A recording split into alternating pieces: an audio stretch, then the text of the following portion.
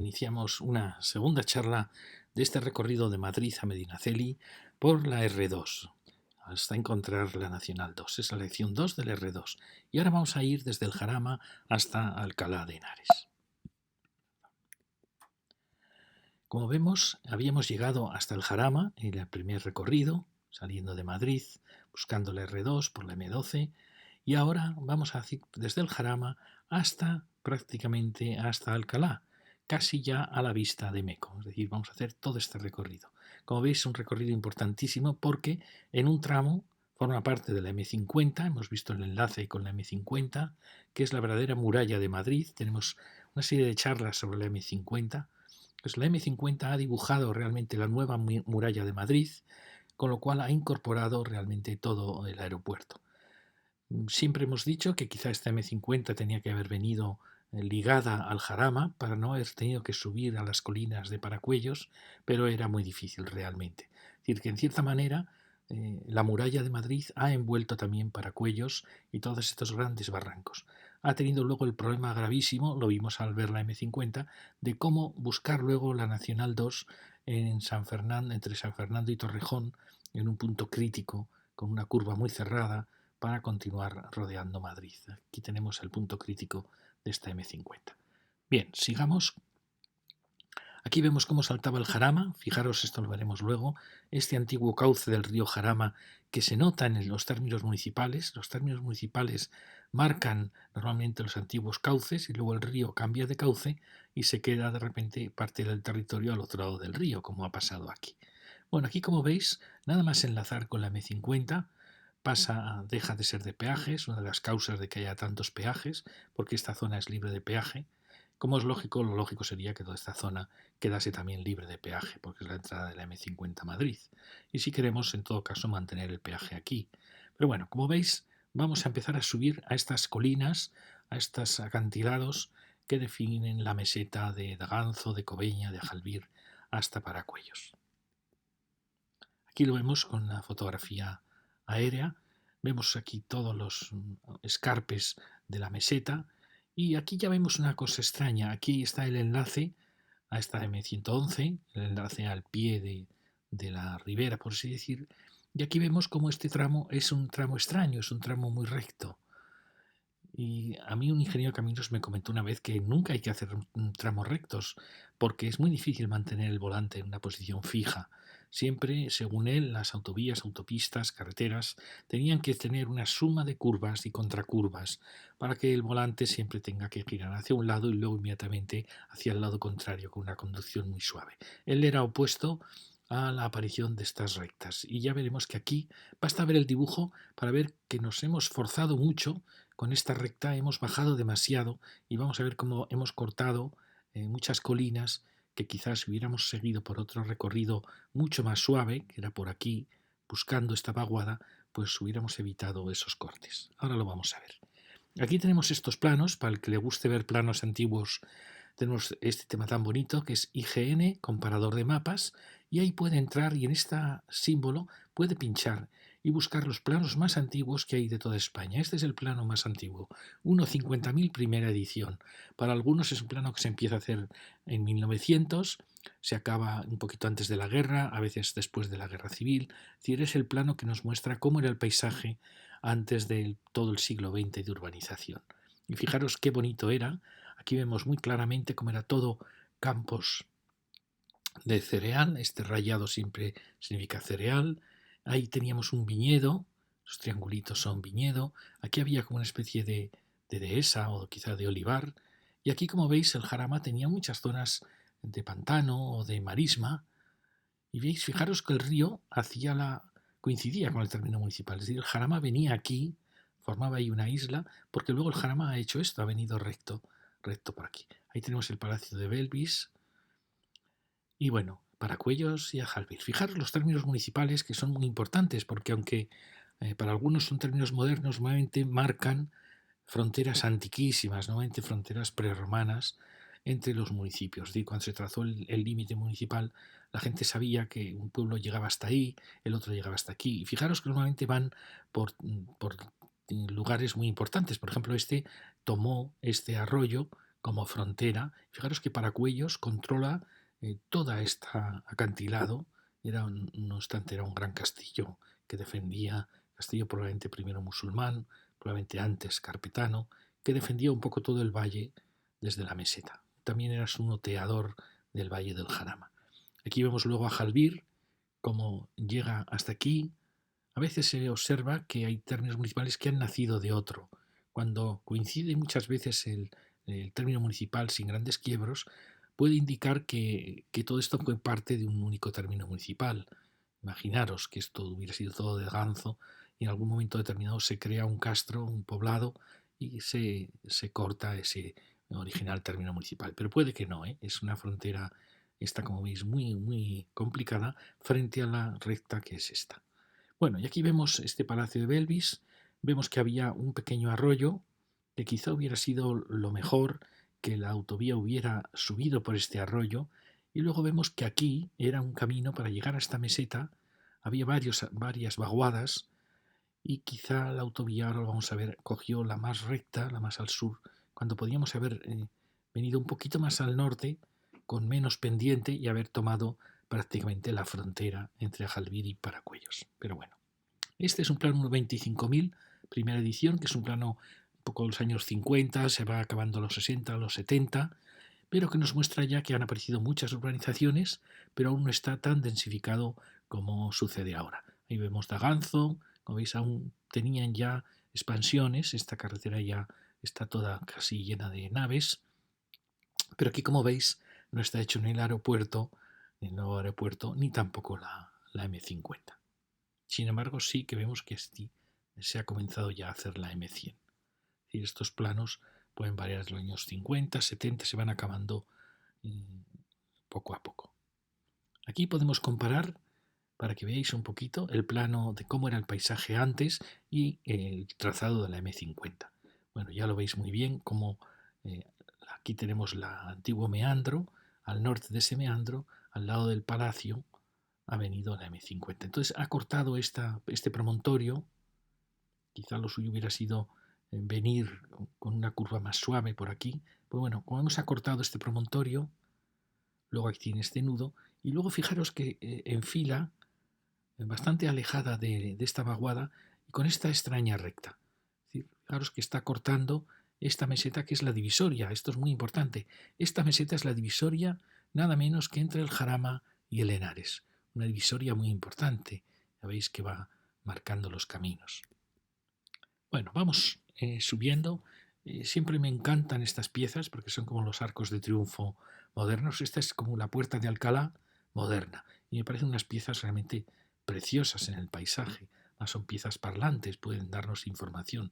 Me parecen unas piezas muy bonitas, muy bien diseñadas, con mucha fuerza, mucha... Fijaros la longitud que tiene esta viga. Está perfecta. Aquí vemos dónde estaba el meandro, el antiguo meandro del río que venía por aquí. En ese sentido, la autovía ha respetado ese viejo meandro. Y allí ya vemos las urbanizaciones de Paracuellos. Vamos ascendiendo, como veis, sube muy fuerte. Es una subida quizá demasiado fuerte para lograr pasar desde la cota del Jarama hasta ya las cotas de la meseta de Paracuellos y de Ajalbir. Ahí vemos la línea eléctrica. Y otra cosa que molesta muchísimo son estas farolas que se colocan por mejor en los puntos de cruce, pero que ahora ya con cualquier iluminación moderna podría ser un elemento que estuviera en la bionda y que iluminara prácticamente el vial. Y podríamos suprimir esto que sí que es una contaminación tremenda del paisaje, contaminación estética, contaminación lumínica. Yo creo que esto ya es muy, muy antiguo. Aquí vemos desde la carretera que va por la Vega, vemos la tremenda obra que fue la M50. Fijaros que muchas veces los ingenieros quieren cortar las montañas para tener tierra con la cual hacer el relleno. Lo consideran una labor de una enorme inteligencia, es decir, que no haya que llevar rellenos o escombros a otro lugar. Es verdad, pero a la vez a mí me parece doloroso, ¿no?, que se corte así una montaña buscando tener el mismo volumen de corte que de relleno. Bueno, aquí la vemos, fijaros qué obra tan impresionante es siempre. Esto se podría haber hecho también con un viaducto, pero es mucho más caro, claro. Y aquí tenemos esa misma carreterita donde vemos cómo la saltó, que viene desde el Jarama. El Jarama tampoco ha tenido un puente muy bonito, sin más, es una estructura de este tipo. Como vemos, va subiendo, subiendo para alcanzar esas cotas. Y aquí tenemos ese palacio de Belvis, o Belvis, creo que es Belvis, pero quería enseñároslo porque es una especie de implantación en el regadío preciosa. Todo esto eran zonas de riego, de regadío, y aquí parece como una vieja villa romana. Probablemente hubiese por aquí muchas villas romanas porque es un terreno muy fértil. Fijaros, un patio, un segundo patio, pero os lo traigo para que veáis esta impresionante construcción. Fijaros, es una cúpula que, a diferencia de la arquitectura española, que suele ocultar las cúpulas, aquí se ve que era una cúpula vista. Y fijaros qué impresionante. Este arco es un arco del neoclasicismo. Es decir, esto es una capilla neoclásica, es decir, puede ser de 1750 1800, 1800 algo, que hay muy pocas en España. Iglesias de planta centrada tan pura. Bueno, tenemos San Francisco el Grande de Madrid y otras, pero en un pequeño paraje como es este, encontrarnos este tesoro es una maravilla. No quiero ni pensar lo emocionante que será al interior. Y veis, lo tenemos pues muy abandonado. Esto tiene que ser un monumento de la Comunidad de Madrid, sin una duda. Es una pieza preciosa, bellísima. Claro, es que el neoclasicismo vuelve después del barroco. El neoclasicismo quiere evocar la vieja Roma, la vieja Grecia, y su ideal siempre fue el Panteón de Roma, esa gran cúpula maravillosa del Panteón. Pues este es como un pequeño panteón romano, en pequeño. Bueno, aquí vemos de nuevo lo que habíamos dicho, el meandro, y el salto, la subida. Fijaros la subida, allí las torres del Real Madrid, que siempre me han parecido desmesuradas en su altura. Creo que ya la Torre Picasso, la Torre Esquío era una altura suficiente. Yo creo que esto es desmesurado, es un poco inhumano y rompe la escala de la ciudad. Y aquí tenemos estas grandes líneas de alta tensión que va como a media, va en la frontera entre la meseta y el valle. Aquí vemos cómo ha ido cortando esta colina que aquí había y ha utilizado las tierras para el relleno. Aquí visto en otra fecha, fijaros qué bonito el Valle del Jarama, ahí vemos ya Guadarrama, todo el sistema central, y como veis es una subida muy fuerte. Y allí vemos cómo va a cortar esa colina. Estamos en este punto y aquí aparece esta recta tanto excesiva. Y bueno, vamos a perdonar, vuelvo un poco atrás para que veáis que ahora vamos a tratar de Cobeña, que está aquí. Fijaros, como vemos es un pueblo, una pequeña aldea en torno a su iglesia, con pequeñas calles que siguen los viejos caminos, y aquí que se vemos claramente cómo ha crecido la ciudad modernamente, ¿no? Un poco dispersamente, dejando espacios agrícolas entre zonas urbanizadas. Pero bueno, y ahí tenemos la dehesa de Cobeña, es decir, como pensamos cómo pudo ser el paisaje de todo este territorio hoy tan deforestado. Bueno, aquí vemos muy bien, fijaros la calle Mayor, probablemente un viejo camino ganadero, la calle Arenal, la calle Tejera. Esta es como una vieja ronda, se ve muy bien, ¿veis? Son manzanas diferentes ya a las nuevas manzanas. Cualquier aldea tiene la misma formación, el mismo crecimiento que una gran ciudad. Esto podrían ser como las rondas de Madrid, aquí aparecerían las nuevas urbanizaciones. ¿Veis? Es un esquema idéntico. Y aquí nos encontramos una iglesia preciosa como todas las de estas aldeas.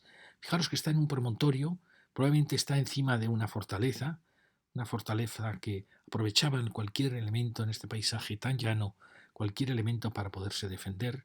Bueno, fijaros qué iglesia tan preciosa. ¿Veis estas ventanas de medio punto, que parecen ventanas góticas, pero ya tienen medio punto? Son siempre de la época del Renacimiento español, es decir, de Carlos, esencialmente los reyes católicos y Carlos I de España. Y son el inicio del Renacimiento español. Sin embargo, fijaros la torre, ya mucho más seria, mucho más pesada, ya está hablando de la época de Felipe II, de una época ya mucho más rotunda, mucho más serena, mucho más pesada, más triste a su vez, frente a esta que fue de un optimismo tremendo. Bueno, aquí vemos, fijaros qué maravillosa iglesia. El Renacimiento español trata de crear grandes iglesias salón, como puede ser, por ejemplo, la Lonja de Zaragoza, es decir, espacios unitarios, que era lo que buscaba el Renacimiento, ya no lineales, como eran los espacios del gótico, ni fragmentados. Al gótico le gustaban mucho los ritmos. Aquí ya se está buscando un espacio único maravilloso.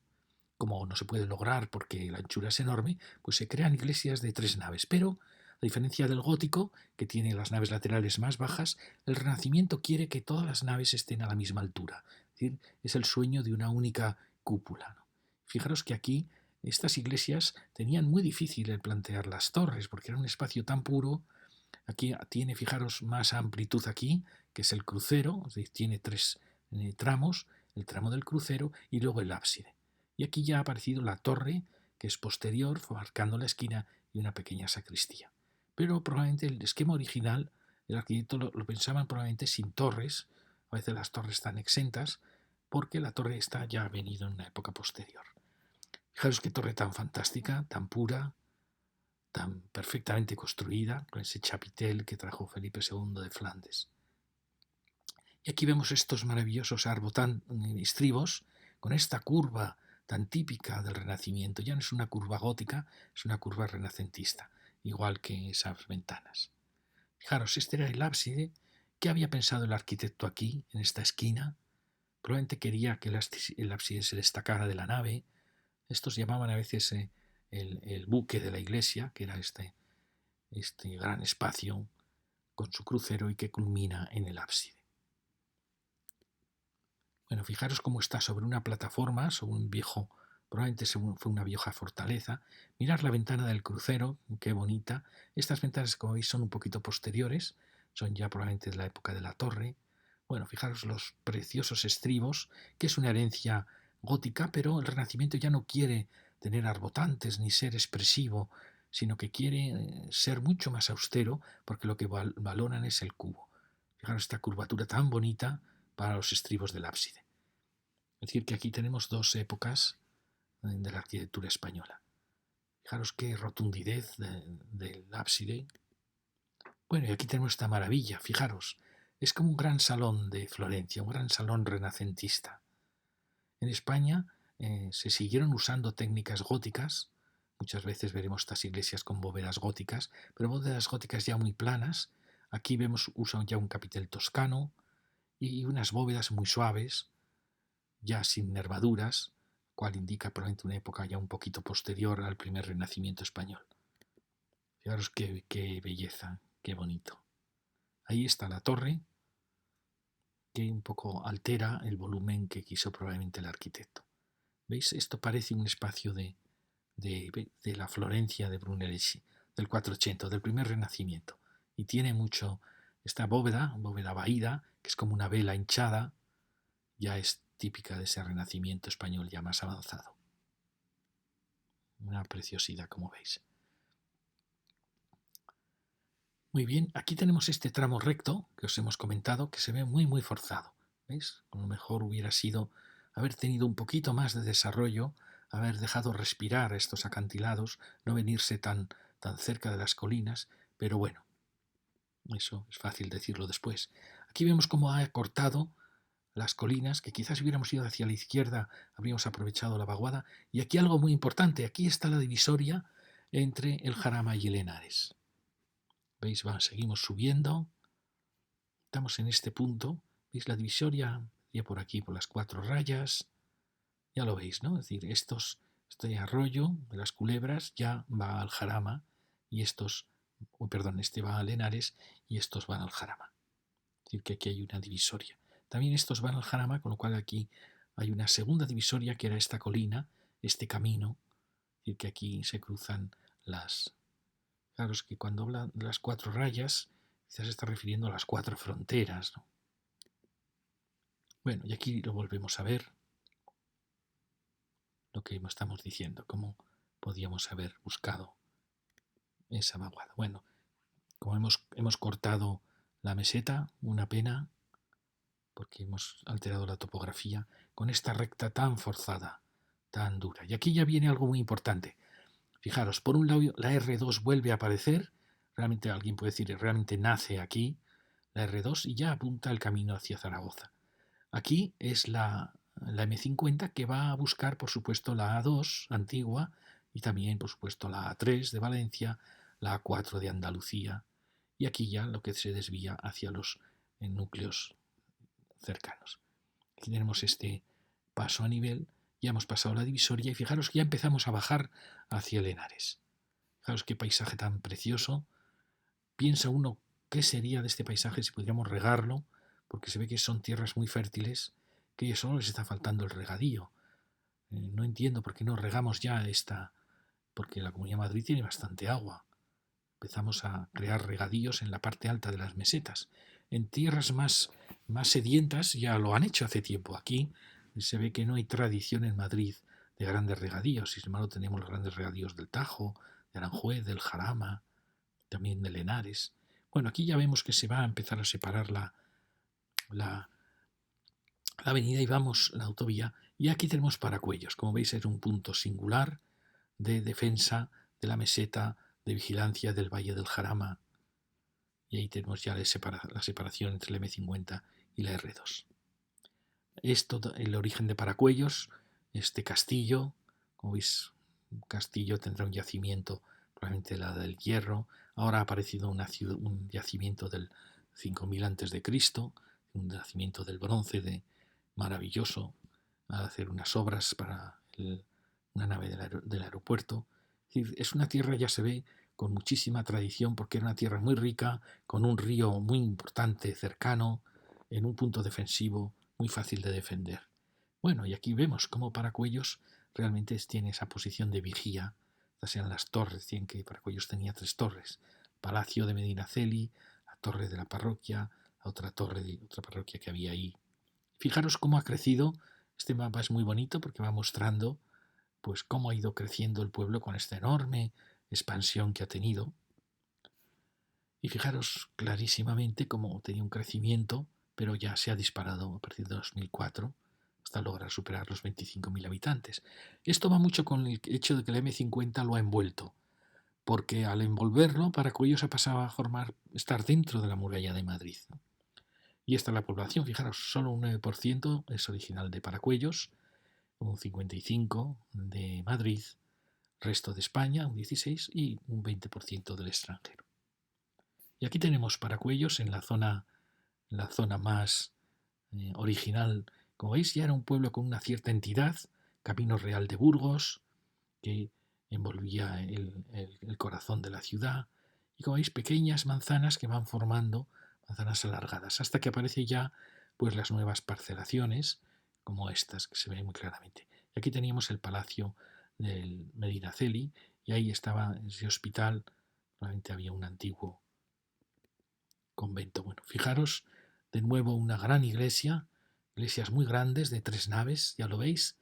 Esta no es como la anterior, que tiene esa belleza renacentista de las 3 naves a la misma altura, sino que esta tiene una nave más bajita.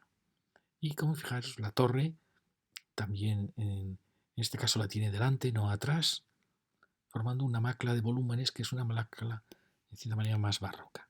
Pero fijaros que esta longitud de la nave parece que está indicando una nave anterior, probablemente gótica, con cubierta de madera, y que luego ha sido transformada. Es decir, yo creo que aquí en origen había una iglesia de concepción, ya veis, muy lineal, que puede ser gótica más que barroca. Y aquí, como veis, el juego de volúmenes, que es un juego en parte medieval y en parte lo va a retomar el barroco. Y pero fijaros que hay una intención de que todo quede dentro de un único prisma. Un tema muy, muy bonito. Bueno, fijaros qué construcción tan bonita, típica de Madrid, de ladrillo y mampostería, y la preciosa torre, muy, muy austera. Son unas iglesias realmente fascinantes. No tengo fotos buenas, pero bueno, ya se ve que probablemente una iglesia quizá pensada con un concepto más medieval ha sido transformada en el barroco. ¿Veis? Aquí se ve muy bien las 3 naves y la cúpula central. Es una iglesia también muy, muy bonita, quizá menos sorprendente que la anterior esas grandes columnas renacentistas, pero el barroco vuelve a un sistema de macla de volúmenes, de juego de volúmenes, de juego de... Ya no le interesa, podríamos decir que le gusta este juego de secretos. Y la preciosa cúpula. Bueno, y aquí tenemos pues lo que un poco define Paracuellos, que es esa mirada, esa vigía de Madrid. Vemos el aeropuerto y el río. Y aquí tenemos a Jalbir, que ahora vamos a acercarnos también a él. Fijaros, muy parecido a estos otros núcleos. Fijaros que siempre en torno a la iglesita se ha formado como el corazón del núcleo con los caminos que pasaban a su lado. Y eso va definiendo pues pequeñas manzanas o más grandes hasta que ya aparecen las nuevas parcelaciones, que se ven clarísimo. Pero todo esto tiene su belleza, que es una arquitectura bajita que hace que destaque aún más el templo parroquial, que es siempre un tesoro. Fijaros qué impresionante es esta iglesia. Fijaros que también está en una colina, y muy probablemente estos núcleos, cuando se fundaron en la Reconquista, pues la iglesia quizá era un elemento de fortificación, de defensa, o quizá había aquí un pequeño castillo, un castro antiguo. Pero fijaros qué bonito es esto, porque mirar, esta ventana, siempre que la veáis, habla del neoclasicismo. Es un estilo que empieza en 1750, el estilo un poco de los revolucionarios de la Revolución Francesa, de la Ilustración, y es un estilo muy frío, muy poco valorado en España, pero que creó unas iglesias fantásticas. Y fijaros cómo está añadida a una iglesita barroca, a una preciosa iglesia barroca con ese juego de volúmenes del barroco y con la cupulita típica del barroco. ¿Veis? Hay dos fases en esta iglesia que se ve muy bien. Y aquí de nuevo la torre atrás, como flanqueando los riñones, por así decir, de la nave. Bueno, otro ejemplo precioso. Y aquí pues está preciosas plazas con construcciones que lo bueno que tienen es que dejan que la iglesia destaque muchísimo en la silueta del pueblo. Aquí fijaros qué maravillosa puerta de bronce y curiosamente esta otra puerta también era muy bonita, no sabemos si la han sustituido. Mirad qué bonito este juego de crear un orden primero recto con este alfiz, está incluido en esta geometría que vuelve a repetirse en la cornisa y aparecen las grandes pilastras que insinúan un orden monumental, están insinuando la gran nave, pero con este frontón que ha quedado roto y la cruz, un elemento muy típico del neoclasicismo, la adoración a la cruz. Fijaros la intención de que el volumen sea unitario, en eso se parece al Renacimiento, buscar la unidad, la fuerza de las partes con el todo y el gran óculo de la nave. Me parece una fachada fantástica. Mirad qué bonito cómo se ve.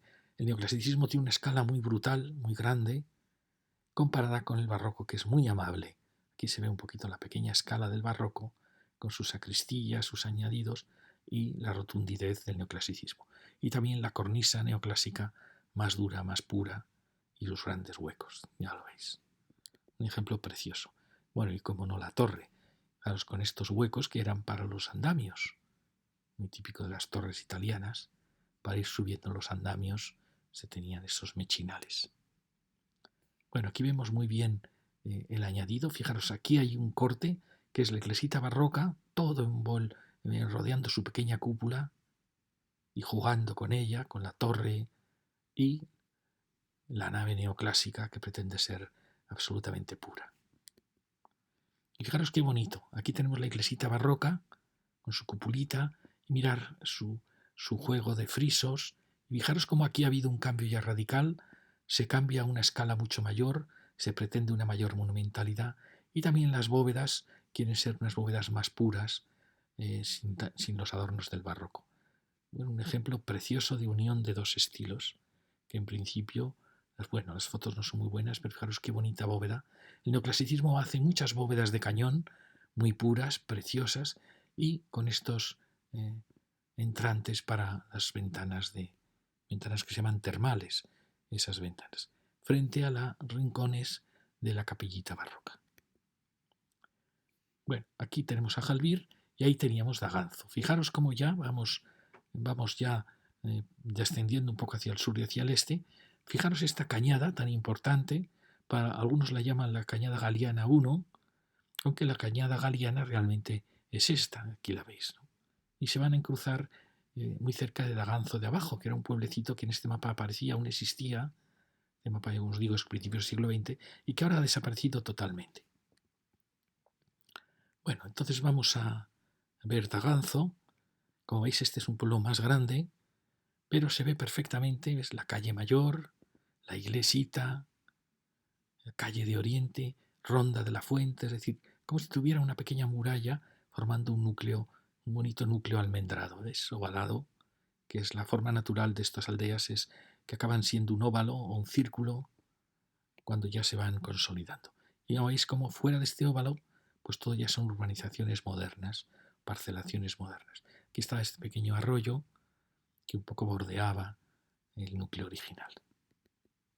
Y fijaros aquí qué torre, estas ya son palabras mayores, qué torre tan preciosa.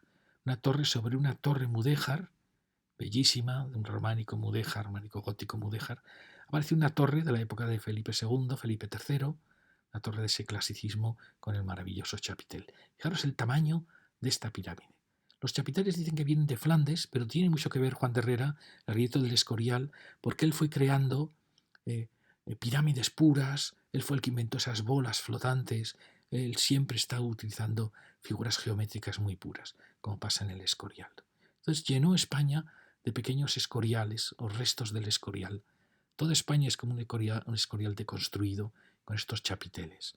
Habla muy bien de la época, frente a esta época más optimista, en cierta manera, de ese mudéjar de ladrillo. Fijaros qué bonito, pero qué bien se entiende la sucesión de estilos en la historia de España. Fijaros qué conjunto tan bonito, este juego tan barroco de una gran cúpula que aquí muestra, por lo menos muestra su aspecto como octogonal, y el juego tan típico del barroco que le gusta tener esta sucesión, este escalamiento de espacios, muy español. Y fijaros que aquí, sin embargo, parece que había una nave, un esquema de 3 naves muy típico de la arquitectura medieval, probablemente con cubiertas de madera, que ha sido asumido por la construcción barroca. Es decir, aquí hay una iglesita del románico mudéjar oculta bajo actuaciones posteriores. Bueno, fijaros qué conjunto tan bonito de la repetición de las cruces de la torre y de la cúpula del crucero. ¿Veis? Es una iglesia de gran empaque. Fijaros su posición tan parecida a las que hemos visto hasta ahora, en un punto de una cierta altura, sobre una pequeña vaguadita que es la Plaza Mayor. Se parece muchísimo a las que hemos visto antes, aquí con la torre de pie. Bueno, y fijaros qué bonita iglesia. Aquí no me aclaro muy bien porque el retablo parece que ha cambiado, pero fijaros qué preciosa construcción, casi es una construcción perfecta del barroco, con estas naves más bajitas y con la maravillosa cúpula.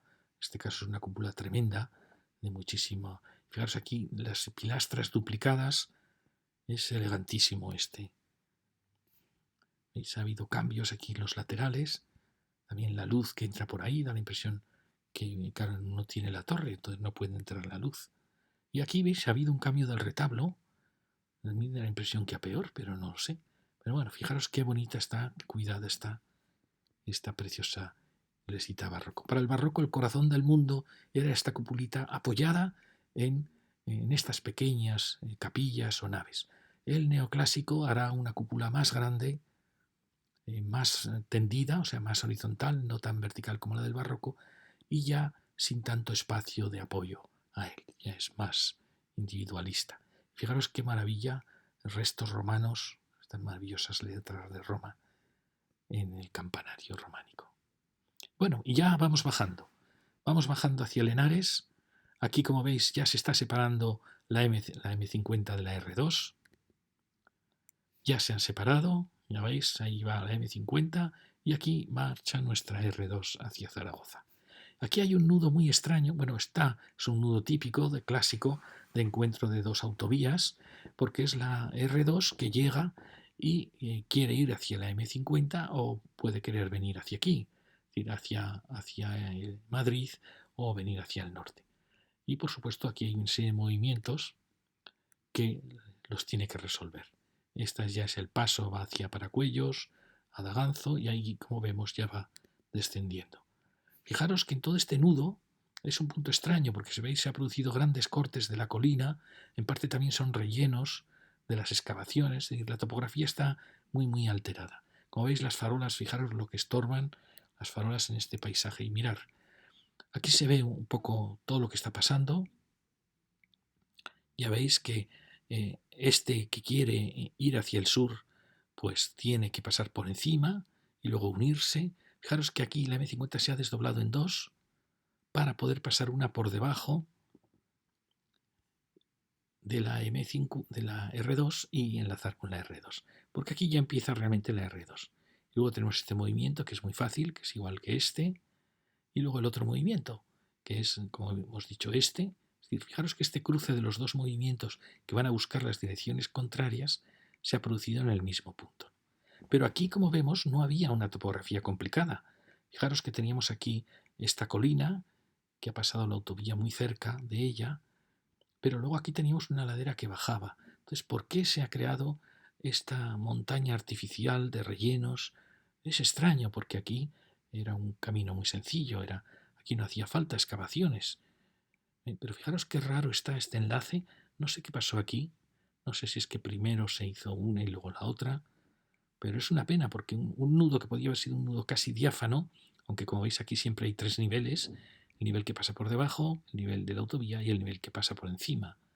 Pero aún así, me parece que se ha complicado mucho este punto, ya lo veis, ¿no? Por ejemplo, alguien dice, si esta estaba tan baja, ¿por qué no ha sido esta la que ha pasado por debajo? Y si esta venía tan alta, ¿por qué no ha sido esta la que en vez de ir por debajo ha venido por arriba? Es decir, ¿por qué no se ha alterado el orden? Porque esta venía de un punto alto, mientras que esta venía de un punto bajo, venía del río. Entonces esta podía haber ido por abajo perfectamente y esta que venía de un punto alto, de las laderas altas, y que tenía que pasar por encima, en vez de pasar por debajo, podía haber pasado por encima. Ya entendéis, ¿verdad? Hay siempre tres niveles, este y el superior. ¿Veis? Entonces uno se pregunta, ¿por qué esta que venía desde este arroyo más bajo, sin necesidad de estos cortes que no hacían falta, sino que tenía que subir a esta cota, ¿por qué no ha pasado por debajo de la autovía?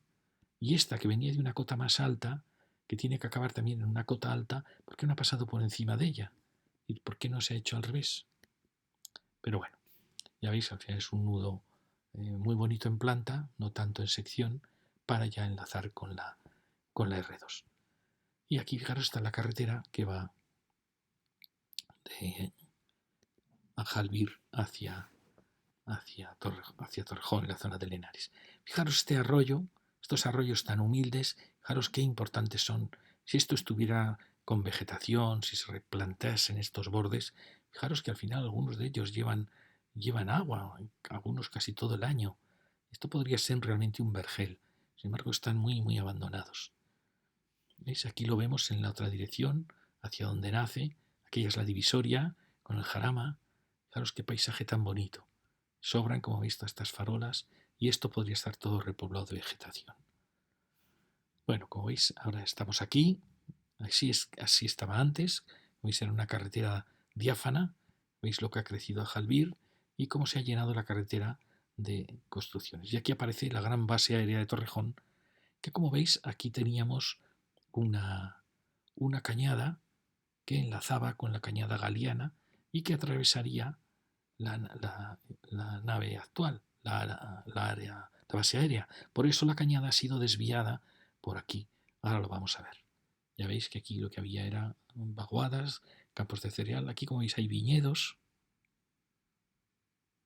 Aquí pequeñas marismas, zonas de agua. Bueno, y aquí veis ya nos hemos separado de la R50 y nos dirigimos ya claramente hacia el este.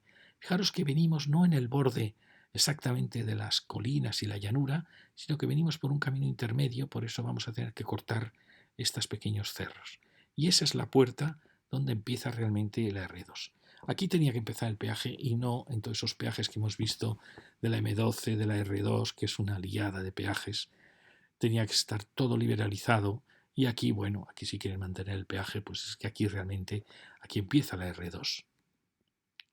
Y fijaros que estas son las nuevas puertas de la ciudad. Esta es la nueva puerta de Alcalá. La puerta de Alcalá marcaba la frontera de Madrid para los que iban hacia Alcalá, hacia Zaragoza y Barcelona. Pues esta es la nueva puerta de Alcalá, con un diseño moderno, ¿no?, que tiene su belleza también. Ya veis la horizontal que es, cómo está colgado. Bueno, es fascinante. Este mundo a mí me parece fascinante. Hay unas más bonitas que otras, pero es realmente una puerta de Alcalá. Aquí se ve muy bien. Veis que la R2 pasó por aquí justo para no tener que derribar nada, o creemos que no hubo que derribar nada, no lo sé, pero pasó por el, y no era un mal punto, pero sí que tuvo que cortar, ya veis, este pequeño cerro. Alguien puede decir, podía haber pasado más abajo, pero claro, está ya el área del ejército, con lo cual era casi el único punto y por suerte bastante bajo, ya muy cerca de las llanuras. Bueno, aquí lo vemos muy bien por dónde ha pasado. ¿Ves? Esta era la cañada que venía por aquí, se encontraba con la cañada galiana aquí. Y aquí hemos pasado ya esa puerta de Alcalá y como veis aquí ha habido cortes de esa meseta, de esos cerros que se dirigen hacia Henares. Aquí veis un paso muy sombrío de ese viejo eje.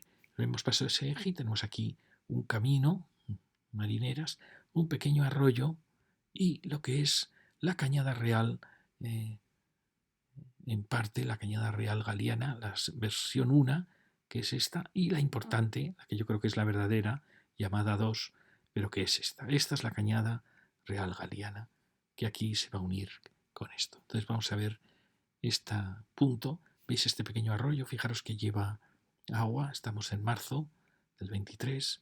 ¿Cómo sería esto si tuviera más vegetación, si se obligase a dejar los márgenes con plantaciones de fluviales? Bueno, aquí vamos viendo ese otro camino que cruzaba por arriba, el corte de la meseta, y esta es la cañada real, la cañada galiana versión 1, que viene desde arriba, desde Daganzo de arriba, y que está cruzando la R2. ¿Veis? Aquí tenemos la R2. Y aquí vemos el corte, una pena, el corte que se hizo. Realmente alguien dice, ¿no podía haber pasado un poquito más abajo? Pues sí, es verdad. Podía haber ido un poco más abajo, justo en la frontera con la base aérea. Y aquí tenemos este punto. Fijaros, aquí había un pueblo, Daganzo de abajo. ¿Veis? Con esta gran cañada que venía por aquí. Aquí estaba Daganzuelo, es decir, aquí ya no hay restos de ese pueblo, ha desaparecido. Pero aquí tenemos la cañada, que aquí también le llama galiana. ¿Veis? La cañada galiana. Fijaros el roble, es decir, fijaros la vegetación que había aquí. Había robles aquí, ahora ya es difícil encontrar robles. Aquí veis otro camino que venía de Alcalá, que coincide con el término. Y por aquí ha pasado la autovía. Bueno, aquí lo veis. Aquí están las ruinas, no queda nada de Daganzo de abajo, al lado de este pequeño arroyo. Este es el arroyo que hemos visto antes. Aquí está la nave militar. Y esta es otra de las cañada galiana que aquí se va a encontrar con la... Y fijaros que los investigadores locales, es un mérito enorme, pues han detectado dónde está oculta la iglesia de San Bartolomé, cuál era la plaza de Daganzo de abajo. ¿Veis? Ahí estaba ese pueblo desaparecido.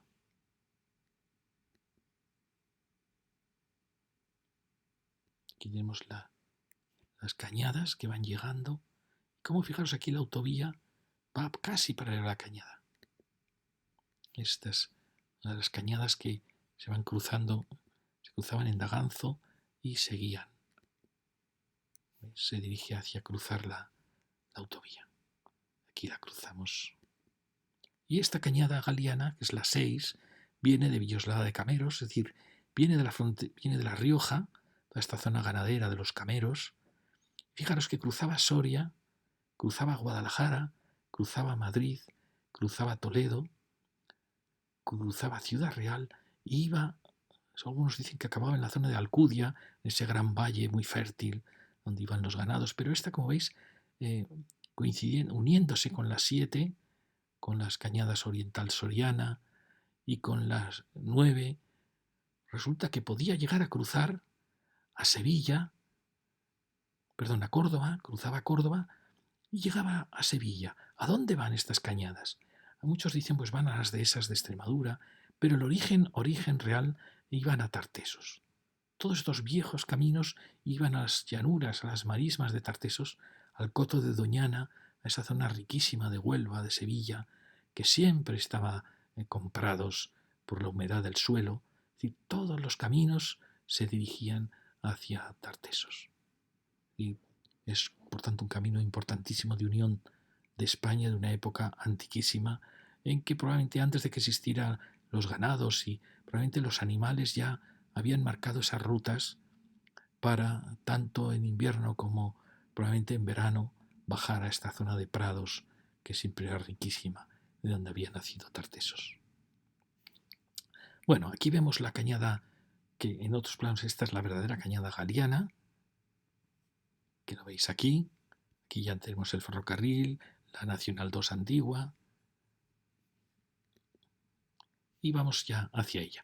Ahí va la cañada galiana, al sur de la autovía, y ahí nos vamos a dirigir hacia el este. Y aquí tenemos la gran nave, la gran área de Torrejón, importantísima. Como veis, está velado un poco la foto aérea, porque esto es Google Earth, en parte también es de la Marina de Estados Unidos, de la Armada, y no deja poder ver las áreas espaciales. Antes no dejaban ver nada, ahora por lo menos podemos ver algo, ¿no? Una base importantísima, y esto es muy importante. Fijaros, así como la RM50 ha rodeado Barajas, este enlace entre la A2 y la R2 está envolviendo toda el área de Torrejón. Es decir, que en cierta manera, si Madrid ha crecido mucho más hacia el sureste que hacia el suroeste que hacia el nordeste, esto lo está equilibrando. Fijaros que al final esta R2 con la M100 está creando un apéndice aquí de Madrid, pues muy parecido al que se está creando. Es decir, toda ciudad siempre tiende al círculo. Madrid aún no, porque aquí tenemos la zona de la sierra. Madrid, como veis, aún muy asimétrico, es un óvalo, pero acabará, como es natural, siendo un círculo. Es una ley de las ciudades. Aquí tenemos esta impresionante pista, y fijaros dónde están, fijaros en los cazas. Estas son las bases importantes para la defensa de España, que es la de Zaragoza, la de Matacán, la de Torrejón, que es la que estamos, Talavera, Morón y los llanos de Albacete. Esos son los que realmente están defendiendo, bueno, y Gando en Gran Canaria. Aquí tenemos la de Getafe, que ya es más que nada para las empresas de Airbus, Cuatro Vientos, que tampoco tiene cazas ya. Zaragoza, importantísima, antes era una base también americana, ahora ya no están aquí los americanos. Los americanos hicieron un oleoducto para tener desde Algeciras, desde Rota, traer el petróleo a los aviones de la base de Zaragoza. Tan importante era. Y ahora ya la más importante, importantísima, base de importancia mundial, es la de Rota. No sé si habéis estado, está todo vallado, es imposible acercarse. Aquí tenemos tus grandes portaaviones norteamericanos. Es impresionante. Es uno de los puntos estratégicos de todo el Mediterráneo para la defensa, de cierta manera, de Occidente. Bueno, ahí vemos la cañada galiana, paralela a nuestra autovía, el corte de estas colinas. ¿Veis? Estamos aquí cortando esas colinas que van llegando y nos dirigimos ya hacia el final de esa base aérea. Bueno, y fijaros cómo es tremendo lo que ocupa esta base. Es la que realmente ha separado la A2 de la R2. Ha dejado muy poco espacio y aquí ya tenemos Alcalá de Henares. Como veis, ya aquí tenemos este arroyo Torete, que es un poco el que definía el oeste de Alcalá, y los enlaces con la R2, que es este enlace de la A2 y la R2. Aparte de la M50, es el primer enlace que aparece. Fijaros qué maravillosas llanuras, que se ve que son unas tierras fertilísimas y que hay que lograr preservarlas para que no se unan todos los núcleos en un continuo. Fijaros qué riqueza, qué terreno más bueno, se nota el color de la tierra. Estamos ya aquí, y aquí tenemos el arroyo Torete, que es un arroyo muy importante. Como veis, ha marcado el final de la base militar y casi el comienzo de Alcalá de Henares. Veis que el término municipal casi coincide con el arroyo Torete. Ahí lo tenemos. Es un arroyo más importante que los que habíamos visto. Ahí viene desde el norte, desde Daganzo. Ahí lo vemos y pasa por encima la autovía. ¿Veis? Aquí hay más vegetación. Ya se ve también que su cauce puede llegar a ser mucho mayor. Fijaros aquí cómo ha excavado la meseta, ha logrado excavar un pequeño valle y fijaros qué bonito hacia el norte, como tiene vegetación. Y aquí lo tenemos, el arroyo Torete.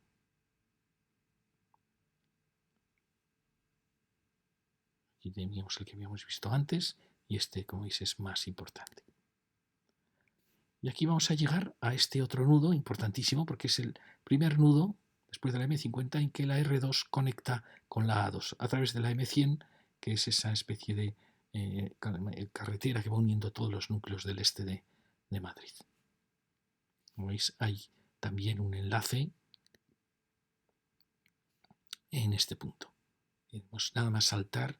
Aquí, como veis, había una meseta muy interesante, porque a partir de aquí, fijaros que ya viene la llanura, es decir, en ese aspecto la autovía podía haber venido un poquito más abajo para haber librado esta colina, pero aquí tenemos ya la Cañada Galiana, importantísima Cañada Galiana, que aquí ya vais a ver que se van a establecer el contacto.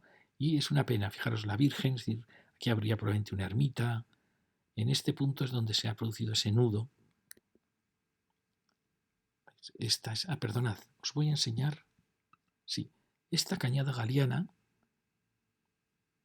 que viene por aquí, viene de aquí, se dirige hacia el arroyo Torote y luego va bordeando el polígono aéreo. Bueno, lo vamos a ver ahora. Perdón, bordea por aquí. Vamos a seguirla un poco. ¿Veis? Aquí la tenemos, Cañada Galiana, la que va desde La Rioja, desde la Sierra Ibérica de Cameros hacia Tartesos. Aquí la veis, bordea esta curva del río Torote. ¿Veis? Va bordeando la base militar. ¿Veis? Aquí tenemos la cañada al lado de la base militar, desviada en parte porque la cañada cruzaba la base aérea. Se dirige hacia el oeste y aquí va a hacer este pequeño quiebro porque ya su camino natural era este y va a dirigirse por la M115. Bueno, aquí vamos a ver, aquí lo teníamos, ¿veis? Bordeaba Torrejón y enlazaba con la Nacional 2. Y aquí, como veis, la toca de nuevo la M50 y viene aquí después de haber bordeado. Fijaros, la Galiana, todos los topónimos indican la importancia de esta cañada importantísima en las cañadas españolas. ¿Y luego qué hacía? Bueno, pues aquí lo vemos. Cruzaba por ese viejo puente de los Austrias el río Jarama y subía hacia San Fernando por aquí. Y aún se nota, ¿veis?, el trazado aquí de la cañada que pasa a ser luego la Cañada Real, la problemática y famosa Cañada Real. Bueno, aquí dejamos ya esa vaguada. Nos dirigimos hacia esa colina, de la colina de la Virgen, que como vemos también han pasado cosas raras.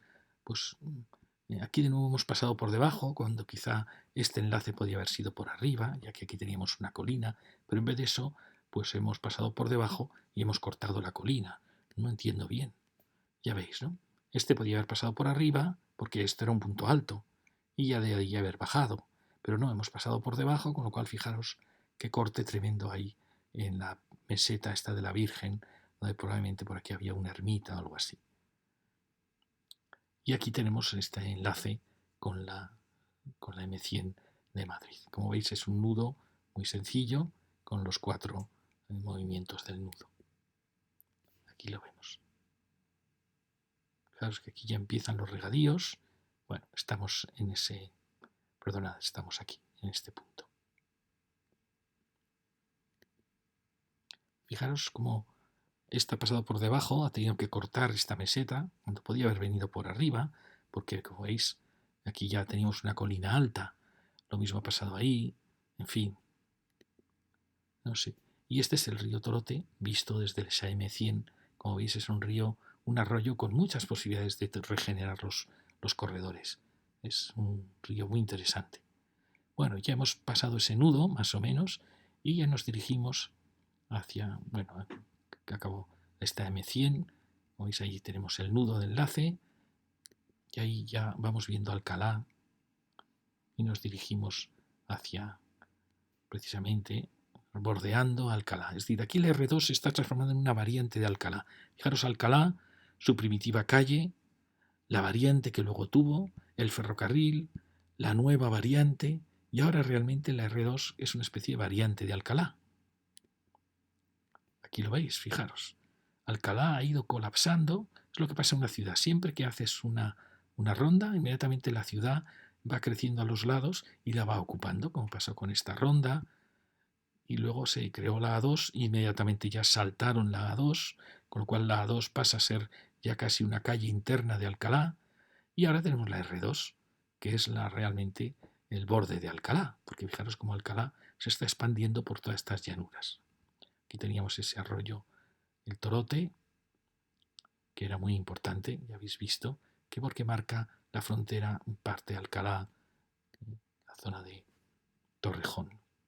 Bueno, aquí vemos muy bien cómo ha crecido Alcalá. Fijaros, en mi libro, en mis charlas sobre historia de la ciudad, digo que la ciudad va creciendo como motecias, como muñecas rusas, que van repitiendo la forma original de la ciudad. ¿Veis? Aquí probablemente hubo luego una segunda ciudad que venía con unos límites que el ferrocarril luego cortó. Y esta otra ciudad, veis que es idéntica en forma a la Alcalá primitiva. Y ahora se está formando una tercera Alcalá que en forma va a ser idéntica a la Alcalá primitiva y que va a acabar llegando hasta aquí. Aquí es una pena que, como veis, hay naves que han saltado y que están quedando mezcla de espacios agrícolas, espacios residenciales. Esto es una pena. Se ve que el urbanismo de Alcalá ha sido muy confuso, porque veis, hay campos y aquí estamos. Esto no es lógico. Lógico sería que estas naves estuvieran aquí dentro, en la zona, preservando un suelo agrícola que es riquísimo en Alcalá, y no ocupando zonas que son muy valiosas. Miraos agrícolamente qué rico es este suelo, basta verlo. Bueno, y aquí tenemos de nuevo eso que os hemos comentado. ¿Veis? La primitiva Alcalá, la nueva Alcalá con todos sus ensanches, el río. Por suerte la ciudad no ha saltado el río, por desgracia ha hecho este pequeño parque ferial, que es un error haber saltado a un río que estaba virgen. Ese contraste tan bonito de campo y ciudad, pues se ha alterado con ese parque. Es una pena. Muy bonito cuando una ciudad tiene espacios vírgenes al lado, ¿no? Bueno, y aquí vemos cómo era antes Alcalá, la nueva Alcalá. Fijaros lo que ha crecido en este siglo. El ferrocarril, que sigue atravesando la ciudad, y aquí se ve el nuevo ave, el ave que ha ido por lo alto de la colina. Bueno, aquí vemos muy bien lo que os decía, de cómo la A2 es ya una calle casi. Muchas calles mayores de nuestras ciudades no fueron calles mayores, eran las calles de borde de muralla. Lo mismo está pasando con la A2. Es un borde de ciudad, pero que se está convirtiendo en la calle mayor de Alcalá, ¿veis? Con la universidad, el hospital, y acabará siendo efectivamente la calle mayor de Alcalá. Bueno, y aquí tenemos la ciudad, preciosa, una ciudad ovalada, con su muralla casi circular, una ciudad bellísima, que yo no conozco demasiado bien, pero bueno, basta ver la riquísima que es de conventos. El que quiera saber más de historia de las ciudades, que vea mis charlas. Está resumida en 2 charlas o en 17 charlas. Historia de la ciudad. Y aquí tenemos la impresionante Catedral de Alcalá. Fijaros qué impresionante nave. Una portada bellísima de estilo isabelino. La torre maravillosa con ese campanario ya de la época de Felipe II. ¿Veis? Esta es una nave gótica, no es renacentista. El Renacimiento las habría ajustado más a una misma altura, pero es una nave preciosa, toda en piedra. Fijaros el contraste siempre en esta tierra entre el ladrillo y la piedra. La torre bellísima, fantástica. Hay un cupulito del barroco. Fijaros aquí cómo aparece el ladrillo como un mestizaje de la piedra gótica y de la mezcla morisca del ladrillo. Y luego aparece el enfoscado. Bueno, como veis es una mezcla de razas y de estilos. Y mirar cómo era tan preciosa la catedral, bellísima, fantástica, destruida parte por la República. Fijaros qué salvajada. Tremendo. Por suerte pues se ha reconstruido, perdió gran parte de sus tesoros, de sus pinturas, desaparecidas, quemadas o robadas. Pero bueno, y esta es la página de donde he tomado muchas de estas fotografías. Bueno, ya dejamos Alcalá, ya vamos a acabar. Ahí vemos todas estas llanuras que habría que proteger para marcar un límite de la expansión industrial y proteger estas zonas tan ricas. Y ahí vemos cómo la cañada se va acercando.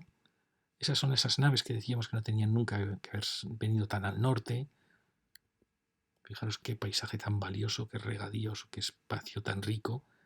Y ahí ese pequeño puente que vemos es nada más y nada menos que la Cañada Real Galiana, la que va, como digo, desde los Cameros de La Rioja hasta Tartesos, aunque muchos consideran que realmente acaba en Ciudad Real. Esta es la Cañada Galiana. Y veis cómo ha subido para poder cruzar la R2 que la tenemos aquí. Fijaros qué rica es esta tierra, hasta ver los tonos tan oscuros que tiene. La campiña de Lenares es una verdadera maravilla, un paisaje fascinante. Bueno, y aquí tenemos estas naves que se podían haber hecho dentro del recinto urbano de Alcalá. Y la cañada galiana ha saltado y aquí viene. Estas cañadas hay quien dice que eran caminos que habían creado los animales para ir a las zonas de pastos antes de ser domesticados por el hombre.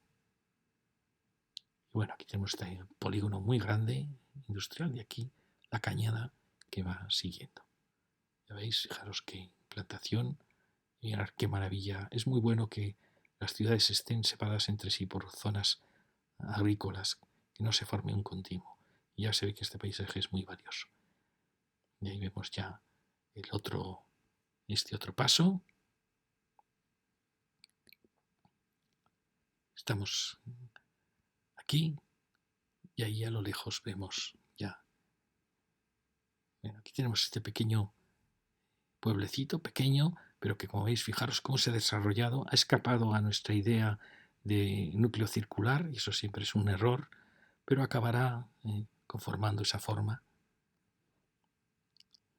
Y aquí tenemos la iglesita, fijaros cómo se parecen todos.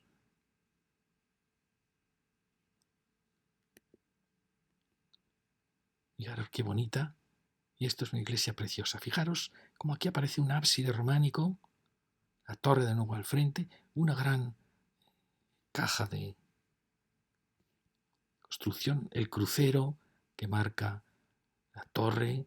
Fijaros cómo, qué distinta escala de la torre, qué maravillosas torres de todos estos pueblos. Fijaros que es una iglesita que en origen parece que viene de ese origen románico de una nave, que luego se le añadieron dos naves. Fijaros que es muy diferente la mampostería, la sillería de esta nave respecto a la construcción de las laterales. Es decir, aquí hay una nave anterior en una gran construcción al cual se le adosan después dos naves y luego aparece la torre. Vais a ver que aquí tenemos toda la historia de la arquitectura española. ¿Veis? Aquí tenemos la navecita añadida. Y fijaros el maravilloso ábside románico mudéjar, precioso, de los primeros momentos de la reconquista de estos territorios al Islam. Fijaros, ampliado luego, ya lo veis. Y aquí tenemos una fase de la primera época de la reconquista, una segunda fase, probablemente una nave que se pensaba cubrir con armaduras de madera. Fijaros qué bonito esquema. Que podemos decir, ya este es un concepto, ya lo vamos a ver, renacentista, pero con una construcción árabe mudéjar, y luego ya la aparición de la torre. Mirad, qué maravilla, un ábside con pinturas románico-góticas, pero de espíritu claramente románico, con estos arcos entrelazados. Es increíble encontrar esto en mirar qué maravillosa.